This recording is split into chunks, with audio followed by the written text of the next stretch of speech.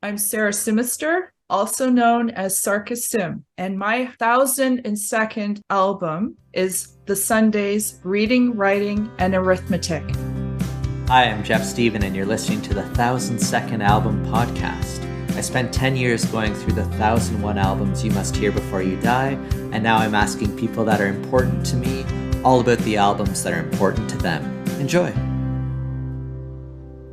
This is the 1002nd Album podcast. I'm Jeff Stephen, and I'm particularly excited for today's show because my guest today is a graphic designer extraordinaire. When I was going through the 1001 Albums project, it feels like they made somewhere in the ballpark of 1001 logos for me over the years, which is much appreciated. They're also the person responsible for the cup face photo trend of 2015, and it's my pleasure today to welcome Sarca Sim, aka Sarah Simister. Thank you for having me. I'm so excited. and I'm thrilled you're here today to talk about the album Reading, Writing, and Arithmetic by the Sundays. And I guess my first question would be the Sundays and Sarca. Where does the story begin? We go back to 1992, and it was one of those random days where, one morning you tune in to Much Music, and their song Here's Where the Story Ends plays once, one time. That was it. One time, and I was like, what is this? It just got into me. And then I tried to look for the album anywhere in Sudbury, where I'm from, where I was living, and scoured the 5 record stores in town, could not find it anywhere. I eventually found their second album called Blind. It has a baby's head on it. Okay. And it looked kind of scary, but I decided to buy it anyway. And I just decided, well, let's put this in, see what it's about. And basically, the Sundays Blind lived in my player for the entirety of that summer and into 1993. And this particular album was my introduction to the Sundays. And it turned out that although the baby's head was very creepy looking, the album was very calming, and it got me through a lot of things and was just relaxing because I was working towards my portfolio because I was starting out Western in visual arts. So that was basically what was being played in the background, and it was the one album that actually my mother and I could agree on. because it was Led Zeppelin and Rush and all, hard rock and stuff like that. But the Sundays was kind of a nice thing. Now, then it wasn't until a year later when I found Reading, Writing, and Arithmetic finally. And I have to say that it was not cheap. I found it at HMV in London. I don't know why these things are so expensive, but their first album was hard to find. This one's a Canadian. The one I have is a Canadian print, so I'm not sure why, but anyway. And I loved it from the first get-go, and it just kept, both of these synonymous. You could just put them in and play them back to back to back, and they just kind of bleed into the other. And I know our mutual friend Deke talks about the power of music video, and I guess that's never more true than in this case where you saw the video once, not by choice. It was mostly the music because actually I played the video before talking to you, and I have no memory of it, really. It's kind of like whatever. I don't really care for it, so it doesn't really matter. But there was something about the music that really but it's amazing that it was just that one listen just completely captivated you and sent you on the journey. That's how it works for me, though. Same for other artists. Sarah McLachlan with Vox. That one, I was like, I need her album. Where do I find it? And it was so difficult to find that way back in '88. So for sure, that's just one example. Sundays definitely was very much like that for me. Yeah. And in one song, and it was like And I'm in. it's cockles in me. Yeah. Yes. That's good. Now I guess in the event the Sudbury record stores had it in stock back in 92, 93, would this because they had three albums, I guess, before calling it a day? They have reading, writing, and arithmetic. They have blind, and then they have static and silence.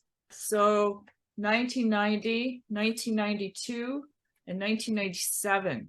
Now had in an alternate timeline, had that the first one here, the reading, writing, and arithmetic existed, would that have been the way to go through them? Like, would chronologically be the way you'd recommend going through the discs? I have thought about that, and I don't regret the order in which I started listening to them. As an introduction, though, yeah, I would say that this would be where you should start. It's the genesis, but I don't regret having this as my first, having blind. Sorry, I'm on camera, so having blind as my first listen. It's a little more sophisticated, I feel, like a little more refined than reading, writing, and arithmetic, but I love the rough stuff too. So and this one is definitely the third album, Static and Silence, is very much refined, I feel, in comparison to their first effort. And there's something to be said for those more raw debuts where it's a little scrappier, a little unpolished, but there's a real charm to that as well. Oh, I love it. Yeah. And I like it how that's, and if it's one that parents and kids can agree with in the car, then all the better. Or at home. Or at home. That's right. That's important too.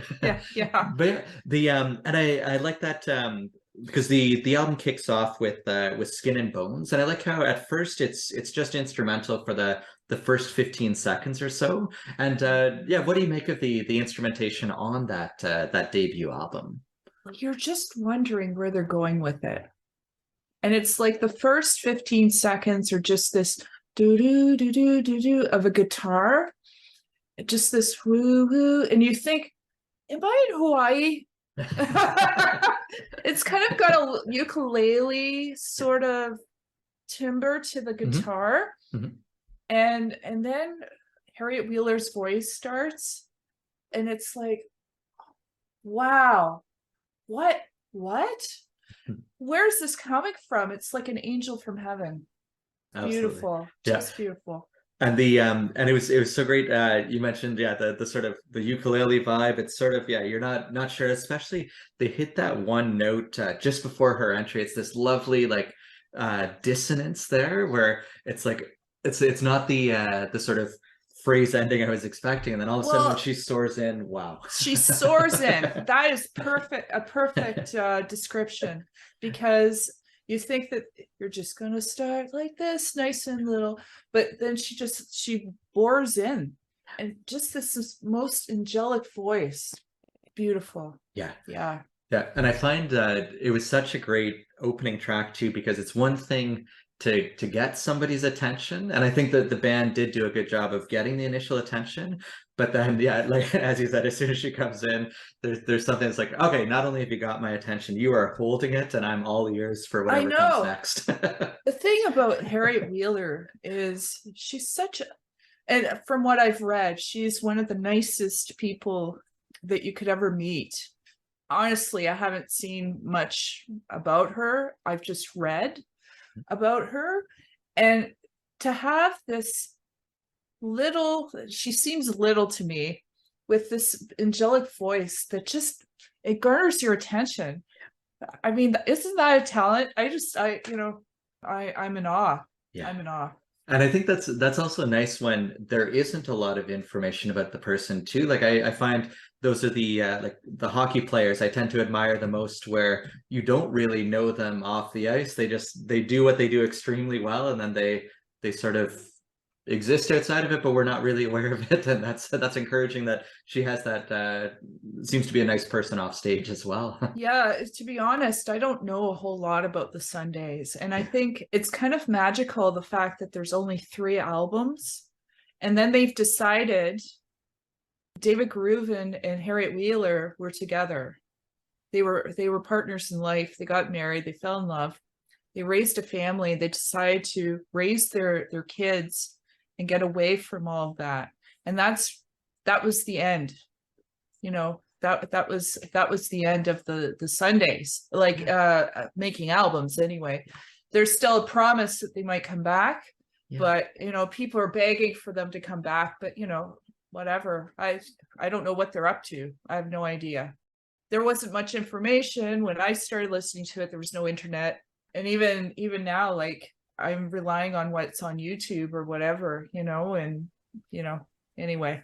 Yeah, there's something to be said though for having that sort of like perfect discography where it's they're 3 for 3, they're batting 1,000, and when you leave the audience wanting more, maybe there's some value there too.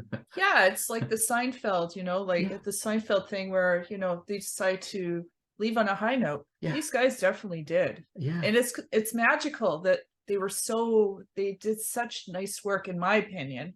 That, you know, and then they just let it, okay, this is where we're ending it. This is where the story ends.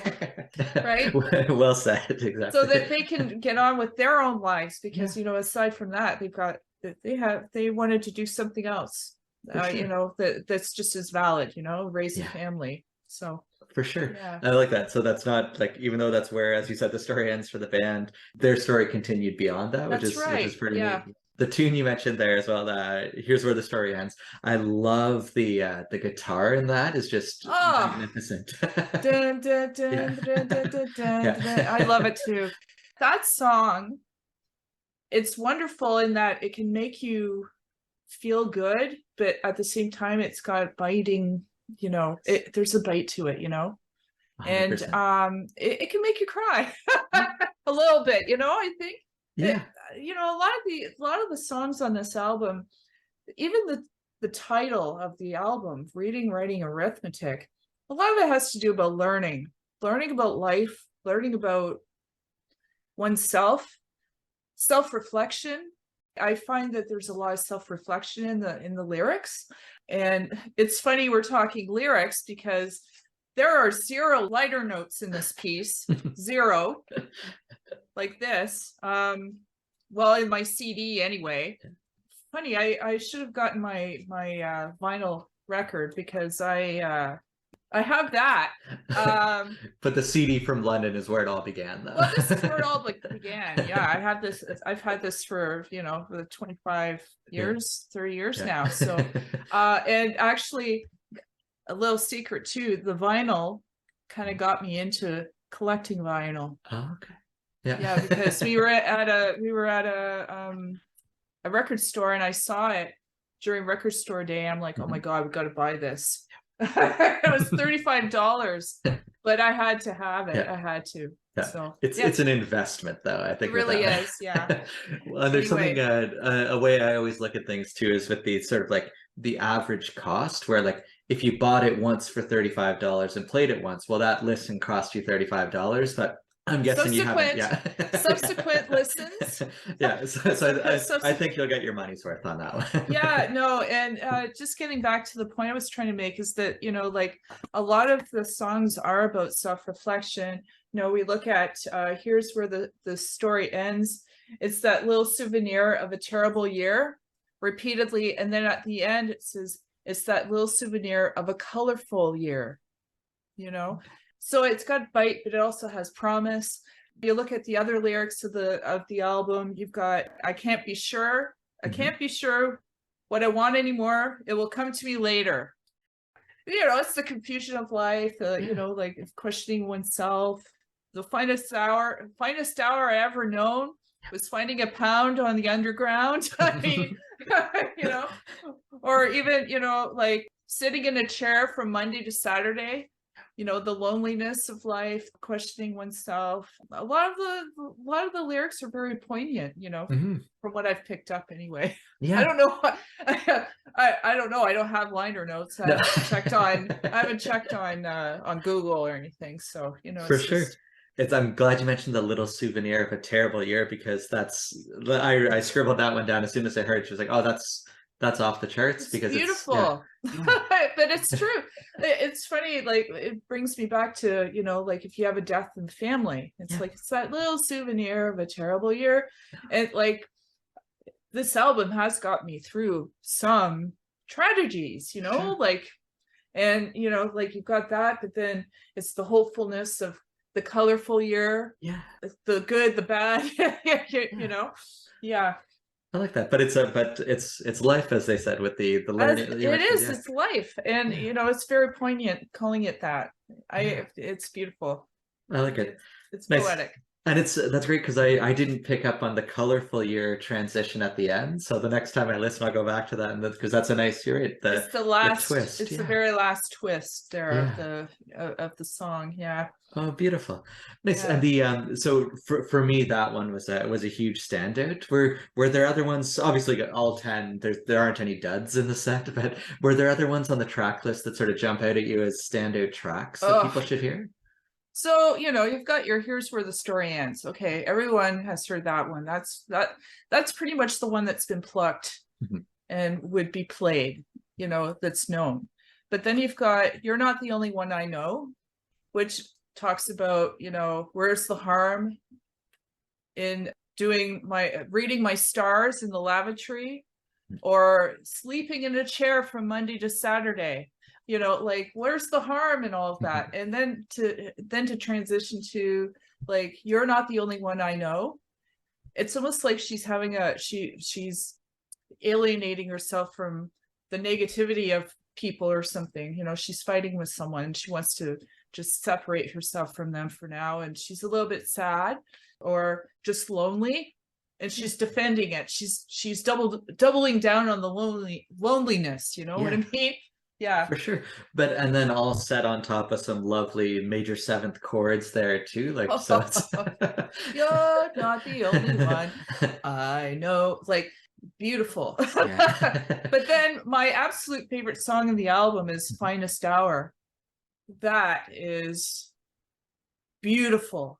If you've ever seen her live, I'll send you a link to the YouTube where she sang it live, and she's intense. Yeah. Like very intense singing this song, but just she hits the notes.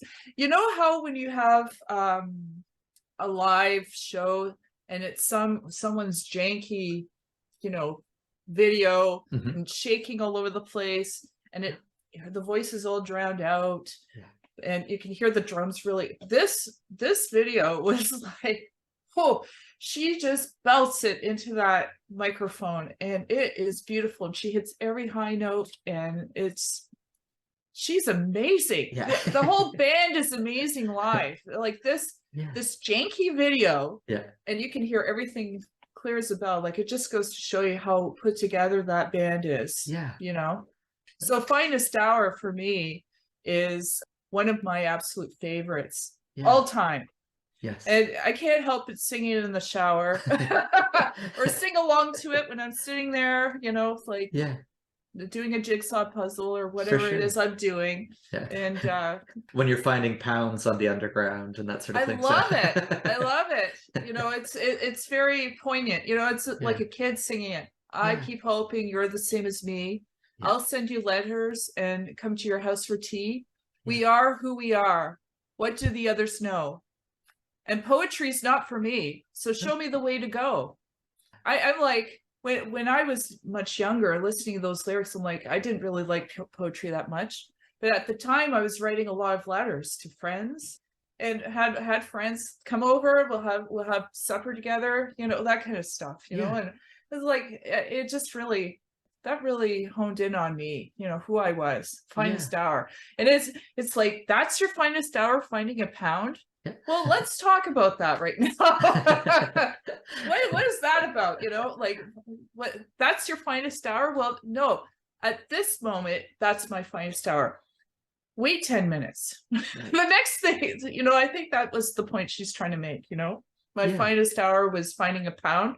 No, around the corner, something better is going to come along, and that will be my finest hour. as long as they are who they are, and they're We being that are sort who of we genuine. are. What Yeah. do the others know? Yeah. I like that. Yeah, yeah. Oh, that's great. Nice. And I think that one was in the nice 6/8 time signature too, which whenever something's in 6/8, I find I'm hopeless. I have to tap along, that sort of Well, thing and too. the drums are like Yeah. doing. Yeah. Yeah. It's like a heartbeat almost. Yeah, no, Yeah. just gorgeous stuff.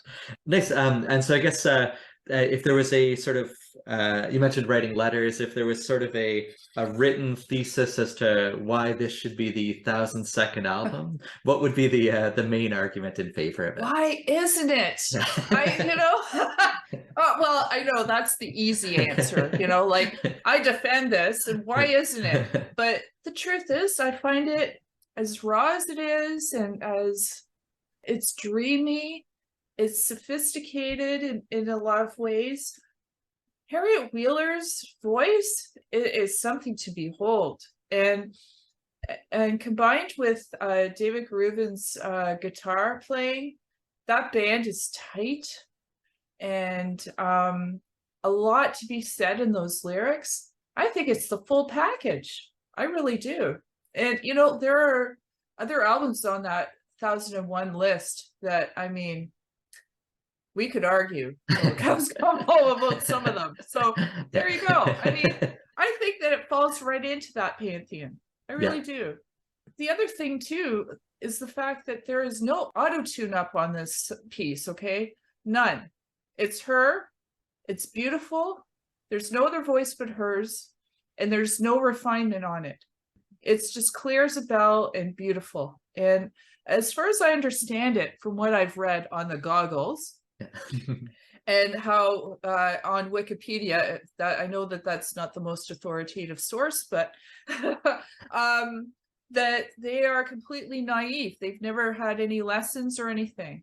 So they've, like, they're self-taught musicians.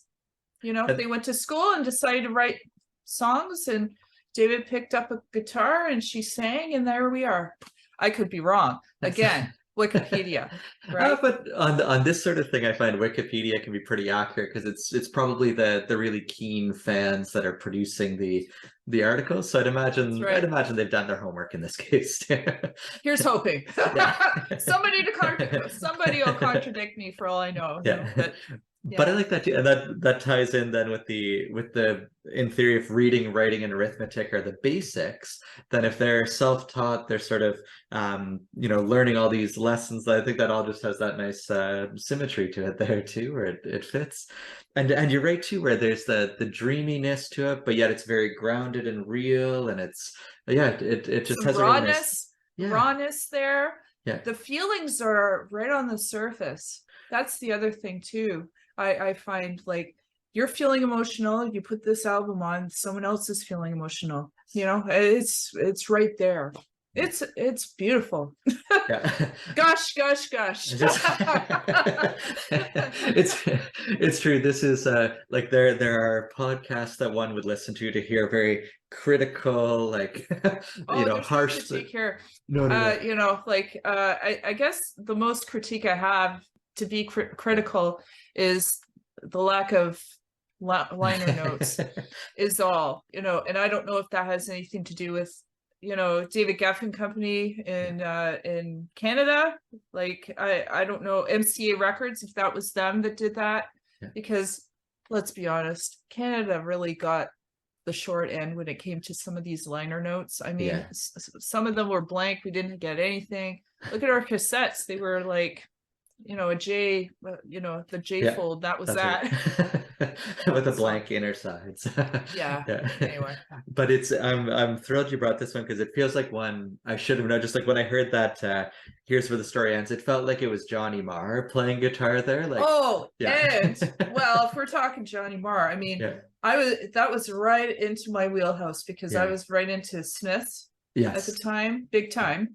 And that guitar was very much like, you are really bringing in the Johnny Marr into the whole thing, aren't you? You know, like went to the Johnny Marr school of guitar almost, you know. Really, but I think David Garufin though does his own thing. Oh, for sure. Very much, but you know, I can hear the influences there, you know. Yeah. No, that I know that's to me is the perfect balance where it initially reminds you of something else, but then it becomes a sound of its own. And that again, as soon as the angelic voice kicks in, it becomes the Sundays, and it's just delightful there. But no, a huge thank you, Sarca, for chatting today, and until the next time. Yeah, well, thanks for having me. It was fun. Enjoy the day. This has been the 1000-Second Album Podcast. Thanks for sharing some of your time, energy, and attention with us today. Take care.